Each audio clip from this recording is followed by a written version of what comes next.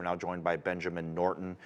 He is an investigative journalist joining us from Nicaragua. And, you know, the World Bank warned that there's going to be a slowdown in the economy. And we've had it different reasons. Some of it's political, some of it's inflationary. And I'm curious from your perspective, who's to blame for this, or what's the main cause? Well, we have to realize this is part of a larger economic system. In Latin America, we do see an economic slowdown and we do see high rates of inflation, but these are not unique to the region. I should point out that the IMF's economic forecast shows that the Eurozone will have a 0.7% growth this year. That's what they're estimating.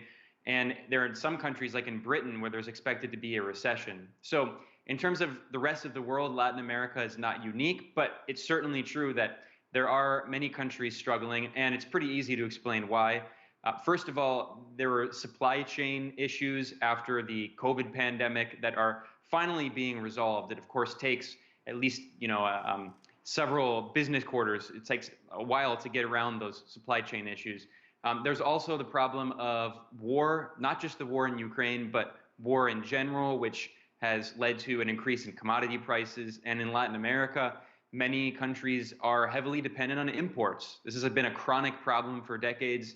Many countries in Latin America, even countries that produce oil, like for instance, Brazil, still import a lot of oil and gas. They also import a lot of fertilizers, and fertilizer prices have increased largely because of the war in Ukraine.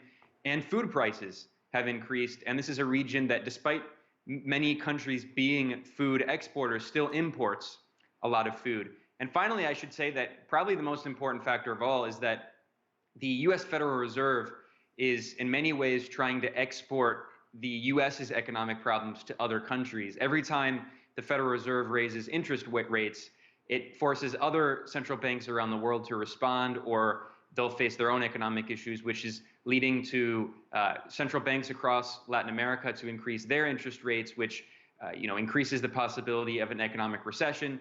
And the stronger the U.S. dollar is, the more it hurts countries in Latin America. Right now, the U.S. dollar is very strong.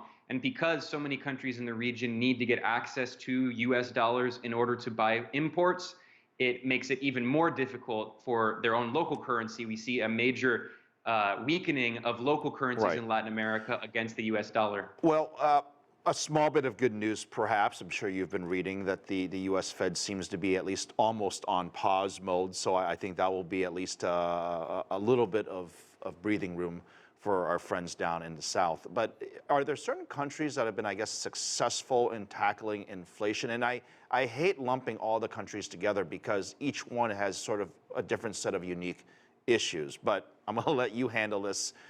Do we have examples of countries that are doing a good job of fighting inflation? Yeah, I actually think one of the most incredible examples that's not talked a lot about is Bolivia.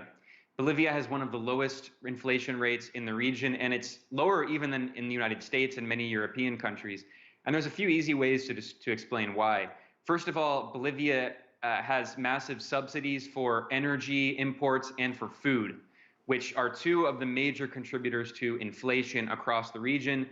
Bolivia is a major gas exporter, and inside the country, the gas industry is controlled by the government. It's socialized. And the current president actually is a leftist. He himself, Luis Arce, has a PhD in economics, but he comes from a more of a socialist background, a Keynesian influenced background, and he has prioritized import substitution industrialization. So instead of relying on more expensive imports, especially as the value of the dollar increases, he's trying to encourage domestic production inside Bolivia. And furthermore, another important factor is that Bolivia doesn't have very high rates of foreign debt compared to other countries in the region because the government has embarked on a nationalist program. And if we look at Argentina, Benjamin, for instance. I only have another few seconds left. I want to quickly touch on something you mentioned earlier, which was the conflict in Ukraine and Russia and what's happening in Europe. And I guess, yes, commodity prices spiked up, but they have since come back down.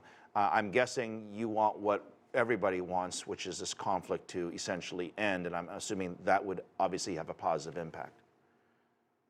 Absolutely. And in Latin America, the impact has been huge, given that Russia is one of the world's largest producers of oil and wheat and fertilizer. which is something that most countries in Latin America import. And furthermore, it's been something that has been destabilizing for the region, because with this economic instability, we've seen a lot of capital flight away from developing markets in general, emerging markets, where people are, they're afraid that there could be a larger economic recession, and they're withdrawing their capital and storing it in the north, and that's hurting Latin America as well. So that's why so many countries in the region are encouraging peace. They want a peaceful resolution to this war so they can focus on development. Benjamin, appreciate your analysis on this. Thank you very much.